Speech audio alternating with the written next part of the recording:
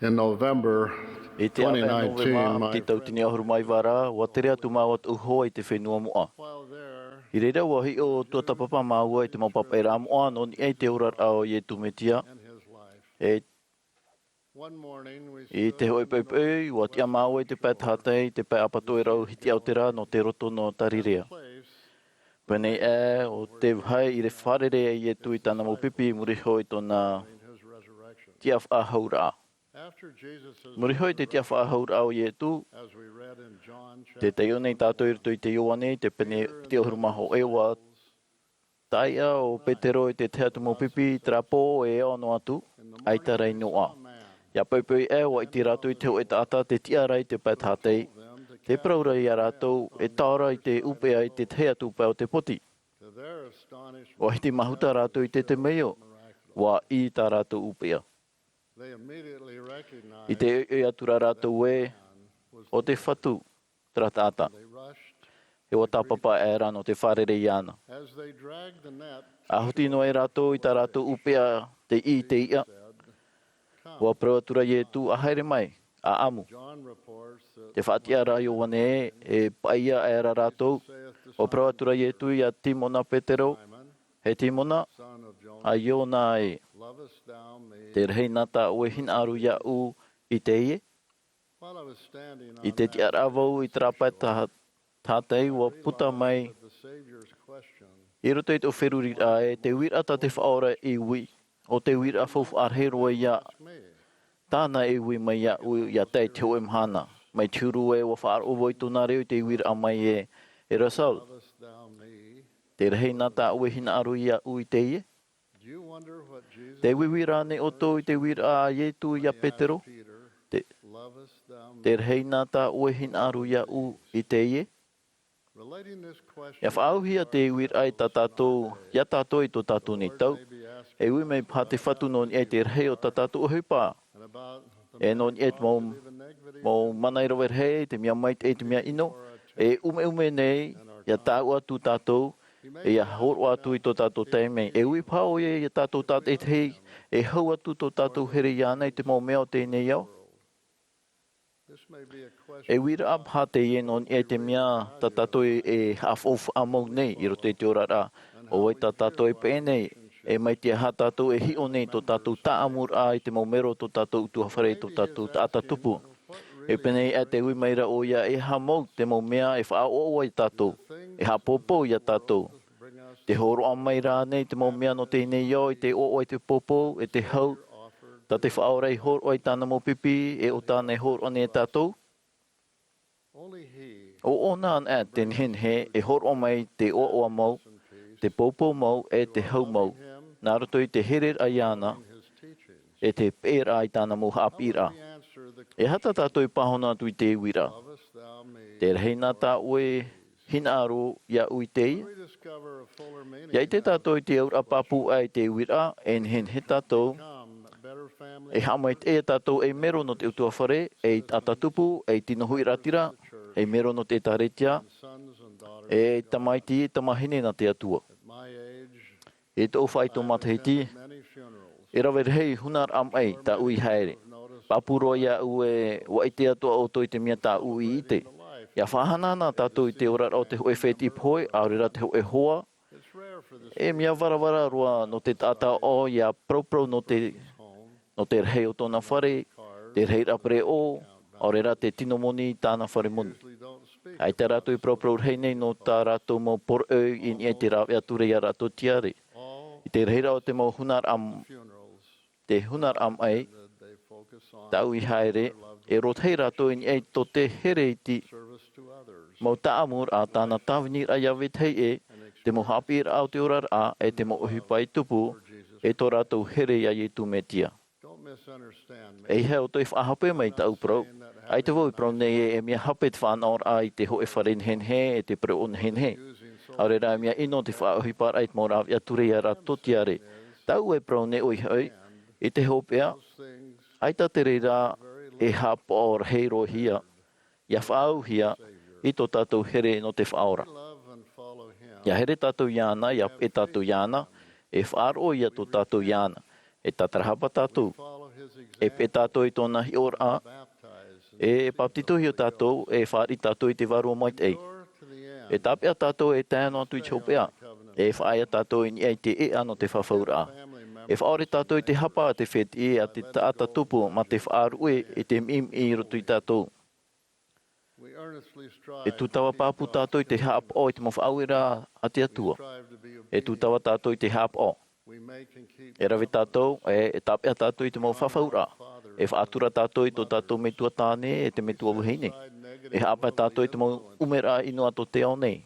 we prepare E whaini ni tātou no tōna tāpiti rāmai. in the living Christ I roto e te metia ora, testimony te i te rapapū o te mo apo te toro, te tei o nei tātou, e hoi mai e tū i te hoi mahana e te whenua, he will rule e whaatere oia e iari no te mawari, reign e parhei mai e whatu no te mo whatu. every knee E pio hoi te mo ture o te mo ture o te mo tata o i raro, e whai hoi te mo hāt o i roto i te hamori ai mua iana. to be E judged tia tātou tāt e te heia awahia i ana mai te au i tā tātou mo hupa, of our e te mo hina aro o tō tātou mo a au. as one of the apostles who E apo te toro te tūri mai te prau no te meti aura, I can say e hen he tā u e prau e, te i tēnei au i te hina aro hei e no te here i ana, and the i te momhana atu a mauti tō u i te e, your desire to love him o ie tū te maramarama te ora e te tiaturi au tō te ao nei. that heavenly Te praupapu nei au e te ora nei te metua i te ora,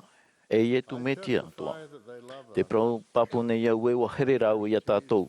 Te hapi nei te mo papa e ramo a e, i roha mai te atu i tō te o, e wata e roi te hor o mai tāna tomai te whanau tei, believeth in ia ore ia poe te whāro i ana rā, ia roa rā te ora more ore. life.